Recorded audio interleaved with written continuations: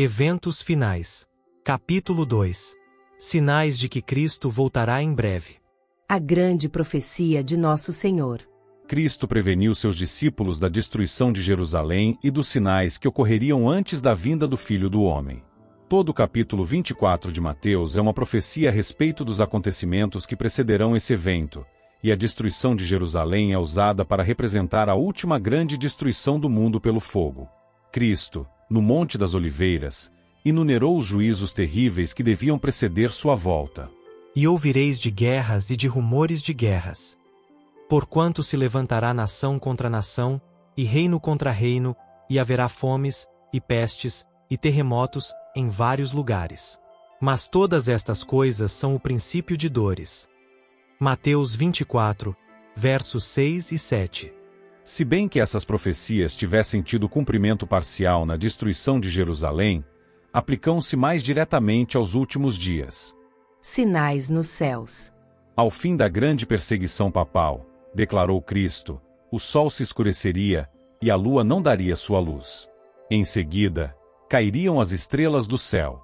E ele diz: Aprendei, pois, esta parábola da figueira. Quando já os seus ramos se tornam tenros e brotam folhas, sabeis que está próximo o verão. Igualmente, quando virdes todas estas coisas, sabei que ele está próximo às portas. Mateus 24, versos 32 e 33. Cristo deu sinais de sua vinda. Declara que podemos conhecer quando ele está perto, às portas. Ele diz daqueles que veem estas coisas: Não passará esta geração sem que todas estas coisas aconteçam. Estes sinais apareceram. Agora sabemos com certeza que a vinda do Senhor está às portas. Sinais na terra. Declara Jesus. E haverá sinais no sol, na lua e nas estrelas, e na terra angústia das nações. Mateus 24, verso 29, Marcos 13, versos 24 a 26, Apocalipse 6, versos 12 a 17. Os que contemplam estes prenúncios de sua vinda devem saber que está próximo, às portas. Mateus 24, verso 33. As nações estão agitadas. Tempos de perplexidade se acham diante de nós. O coração dos homens está desmaiando de terror das coisas que sobrevirão ao mundo. Mas os que creem em Deus ouvirão sua voz em meio à tormenta, dizendo: Sou eu. Não temais. Estranha e momentosa história está sendo registrada nos livros do céu, eventos que, segundo foi declarado, precederiam de perto o grande dia de Deus. Tudo no mundo está em agitação. Falsos profetas. Como um dos sinais da destruição de Jerusalém, Cristo havia dito: E surgirão muitos falsos profetas, e enganarão a muitos. Mateus 24, verso 11. Ergueram-se falsos profetas, enganando o povo, e levando grande número ao deserto. Mágicos e exorcistas, pretendendo miraculoso poder, arrastaram o povo após si, às solidões das montanhas. Mas esta profecia foi dada também para os últimos dias. Este sinal é o indício do segundo advento. Encontraremos falsas pretensões, erguer-se-ão falsos profetas, haverá falsos sonhos e visões falsas. Pregai, porém, a palavra, não vos desvieis da voz de Deus em sua palavra. Tem-me sido mostrados muitos que pretenderão ser especialmente ensinados por Deus, e tentarão levar outros, e por erradas ideias de dever empreenderão uma obra que Deus nunca pôs sobre eles. O resultado será confusão. Busque cada um a Deus com mais fervor por si mesmo, para que possa compreender individualmente sua vontade. Uma experiência com um falso profeta. Ontem à noite um jovem, estranho a todos nós, mas alegando ser um irmão de Vitória, Austrália, veio visitar-nos e disse que queria ver a irmã White. Era de noite, e eu recusei vê-lo. Nós o convidamos, porém, a permanecer conosco durante a noite e a tomar o desjejum.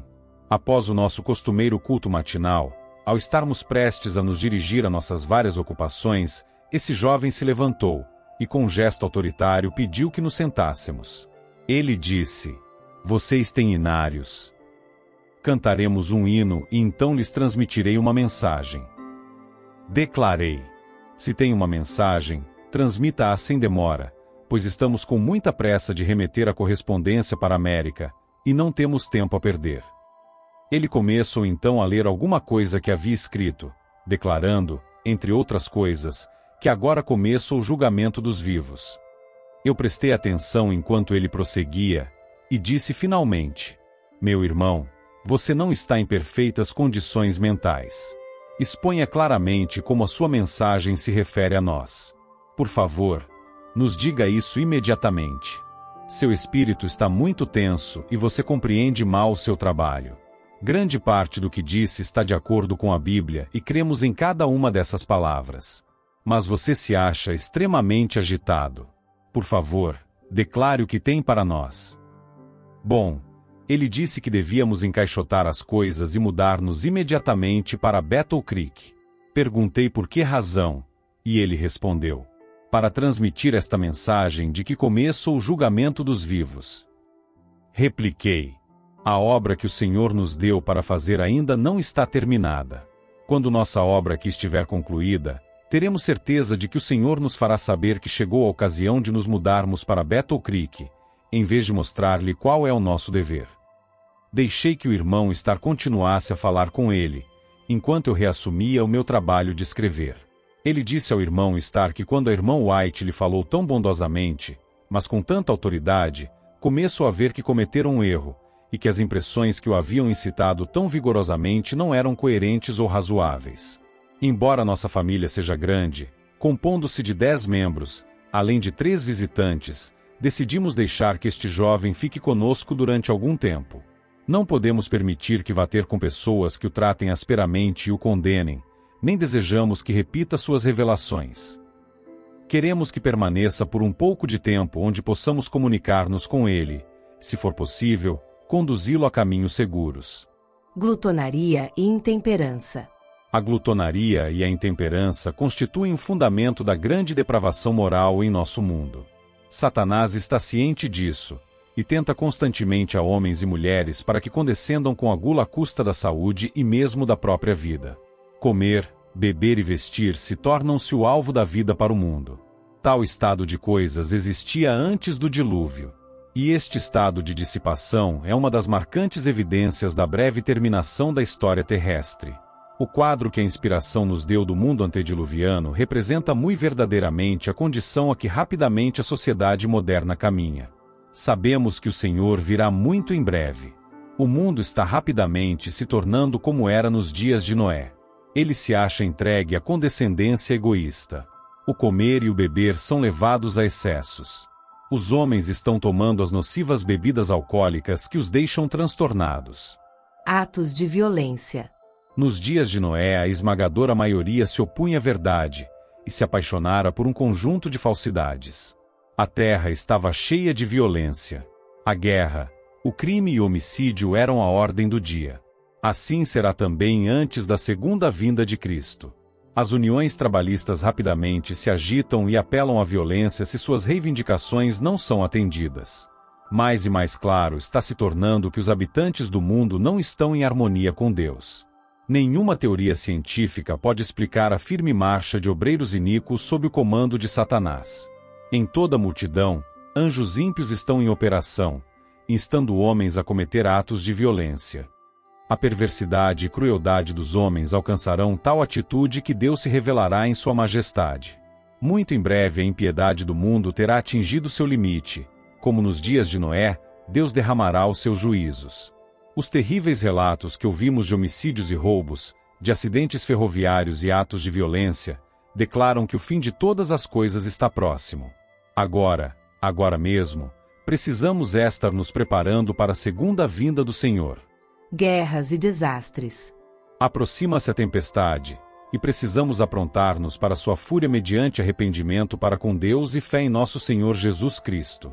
O Senhor se levantará para sacudir terrivelmente a terra. Veremos aflições por todos os lados. Milhares de navios serão arremessados para as profundezas do mar. Esquadras se submergirão, sendo sacrificados milhões de vidas humanas. E romperão inesperadamente incêndios que nenhum esforço humano será capaz de extinguir. Os palácios da terra serão varridos pela fúria das chamas. Tornar-se-ão mais e mais frequentes os desastres de estrada de ferro. Confusão, colisões e mortes sem um momento de advertência ocorrerão nas grandes vias de comunicação. O fim está perto. A graça está a terminar. Busquemos a Deus enquanto se pode achar, invoquemo-lo enquanto está perto. Nas últimas cenas da história terrestre, graçará a guerra. Haverá epidemias, pragas e fomes. As águas do oceano transporão seus limites. Propriedades e vidas serão destruídas pelo fogo e por inundações. Deveríamos estar nos preparando para as mansões que Cristo foi preparar para os que o amam. Grandes bolas de fogo. Na última sexta-feira, pela manhã, pouco antes de acordar, uma cena muito impressionante me foi apresentada. Parecia que eu havia acordado, mas não estava em meu lar. Das janelas eu podia avistar um terrível incêndio. Grandes bolas de fogo caíam sobre as casas e dessas bolas voavam flechas incandescentes em todas as direções. Era impossível apagar os fogos que se acendiam, e muitos lugares estavam sendo destruídos. O terror do povo era indescritível. Depois de algum tempo, acordei e vi que estava em casa. Vi uma imensa bola de fogo cair no meio de algumas lindas habitações, destruindo-as imediatamente. Ouvi alguns dizerem: sabíamos que os juízos de Deus sobreviriam à terra, mas não sabíamos que viriam tão cedo. Outros, com acento de voz agoniante, diziam: os senhores sabiam. Por que, então, não nos disseram? Nós não sabíamos. Terremotos e inundações. O inimigo atuou no passado e ainda está atuando. Ele desceu com grande poder, e o Espírito de Deus está se retirando da terra. Deus tem retirado sua mão. Só temos de olhar para Johnstown, Pensilvânia. Ele não impediu que o diabo acabasse com a existência de toda essa cidade. E essas mesmas coisas aumentarão até o fim da história terrestre. A crosta terrestre será dilacerada pelas explosões dos elementos ocultos nas entranhas da terra. Estes elementos, uma vez desprendidos, arrebatarão os tesouros dos que durante anos têm aumentado sua fortuna pela aquisição de grandes posses a preços de fome dos que estão ao seu serviço. E o mundo religioso também será terrivelmente abalado, pois o fim de todas as coisas está às portas. Chegou agora o tempo em que num momento podemos estar em terra sólida, e no outro momento pode ela estar fugindo de debaixo de nossos pés. Haverá terremotos onde menos se espera. Em incêndios, em inundações, em terremotos, na fúria das grandes profundezas, nas calamidades por mar e terra, é transmitida a advertência de que o Espírito de Deus não agirá para sempre com os homens. Antes que o Filho do Homem apareça nas nuvens do céu, tudo na natureza estará em convulsão. Raios do céu unindo-se ao fogo na terra farão com que as montanhas queimem como uma fornalha e lancem suas torrentes de lava sobre aldeias e cidades. Massas derretidas de rochas lançadas na água pela sublevação das coisas ocultas na terra farão ferver a água e arremessarão pedras e terra. Haverá fortes terremotos e grande destruição de vidas humanas. Crimes, fomes e epidemias. Satanás está trabalhando na atmosfera, envenena-a, e aí dependemos de Deus quanto à vida, nossa vida presente e eterna. E estando na posição em que nos encontramos, importa estarmos inteiramente alerta, totalmente devotados, de todo convertidos e consagrados a Deus. Mas parece que nos achamos como paralisados. Deus do céu, desperta-nos. Deus não tem impedido que os poderes das trevas levem avante sua ímpia obra de poluir o ar, uma das fontes de vida e nutrição, com veneno fatal. Não somente afetada a vida vegetal, mas o homem sofrer de epidemias. Essas coisas são resultado de gotas das taças da ira de Deus que estão sendo borrifadas sobre a terra, e constituem apenas débeis representações do que acontecerá no futuro próximo. As fomes aumentarão. Epidemias arrebatarão milhares de vidas. Perigos provenientes dos poderes de fora e de atuações satânicas por dentro estão por toda parte ao nosso redor, mas o poder moderador de Deus está sendo exercido atualmente. Foi-me mostrado que o Espírito do Senhor está se retirando da terra. O poder mantenedor de Deus logo será recusado a todos os que continuam desrespeitando seus mandamentos. Os relatos de transações fraudulentas, homicídios e crimes de toda espécie chegam até nós diariamente. A iniquidade está se tornando uma coisa tão comum que não ofende mais as suscetibilidades como em tempos passados. O desígnio de Deus nas calamidades. O que significam as horríveis calamidades no mar, embarcações arremessadas para a eternidade sem aviso prévio? O que significam os acidentes na terra, fogo consumindo as riquezas que homens acumularam, em grande parte pela opressão dos pobres? O Senhor não intervirá para proteger a propriedade daqueles que transgridem sua lei, violam seu concerto e calcam aos pés o seu sábado, aceitando em seu lugar um dia de descanso espúrio. As pragas de Deus já estão caindo sobre a terra, arrebatando os edifícios mais suntuosos como por um sopro de fogo do céu. Esses juízos não farão com que os cristãos professos caiam em si? Deus permite que sobrevenham para que o mundo se acautele, para que os pecadores temam e tremam diante dele. Deus tem um propósito ao permitir que ocorram essas calamidades.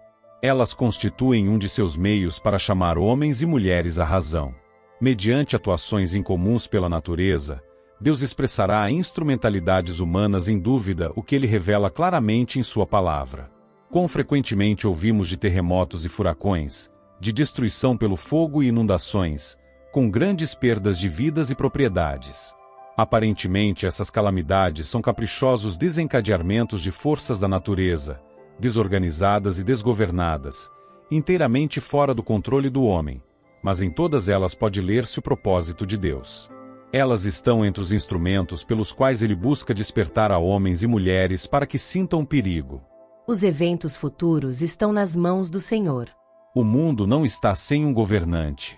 O programa dos sucessos futuros está nas mãos do Senhor.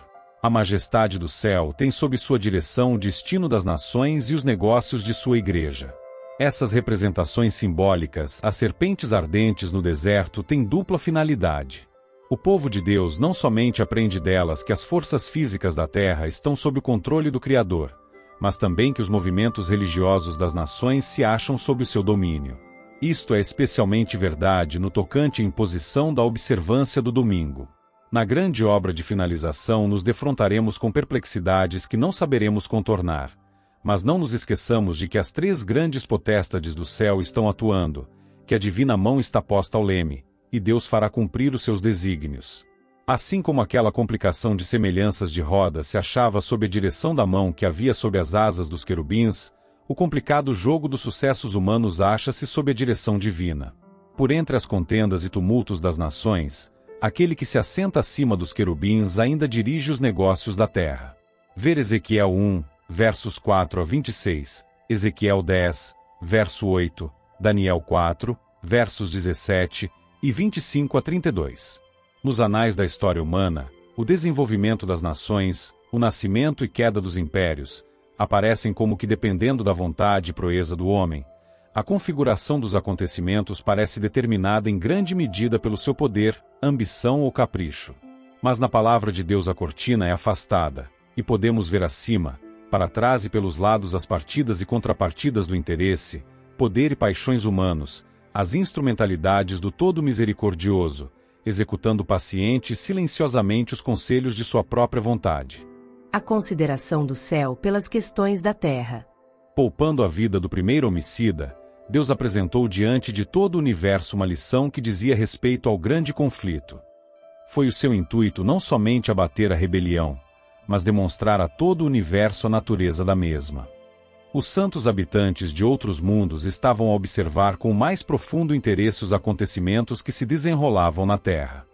Deus tem consigo a simpatia e a aprovação do universo inteiro, enquanto passo a passo seu grande plano avança para o completo cumprimento.